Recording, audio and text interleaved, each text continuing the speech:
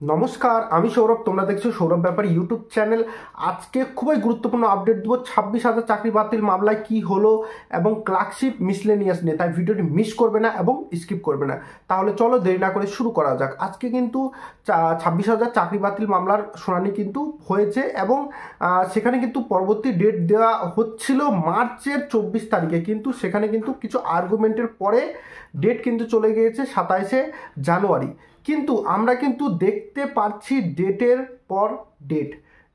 পর ডেট, যেখানে ওবিসিও কিন্তু 28 এবং 29 তারিখে কিন্তু আছে এবং তার সঙ্গে কিন্তু একদিন আগে চলে গেল এসএসসির চাকরি বাতিল মামলা।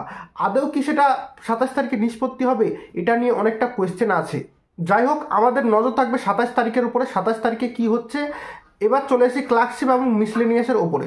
দেখো, তোমাদের স্ক্রিনের ওপরে দেখতে পাচ্ছ ইম্পর্টেন্ট নোটিস রিগার্ডিং অ্যান্সার কি response modules of miscellaneous service requirement examination preliminary 2023 advertisement number দেখতে পাচ্ছ এবং তার সাথে টেকনিক্যাল অ্যাসিস্ট্যান্ট কিন্তু গ্রেড 3 আছে। ওকে, এখানে অনেক কিছু লেখা আছে, আমি তোমাদের সেই শর্টে বলে দিচ্ছি যে টেকনিক্যাল কিছু ইস্যুর জন্য miscellaneous service requirement examination preliminary 2023-এর অ্যান্সার কি রেসপন্সের মডিউলের সমস্যা দেখা দিয়েছে এবং এর কিন্তু আবার ডেট দেওয়া হয়েছে তোমার জানুয়ারি 15 থেকে 22-এর মধ্যে।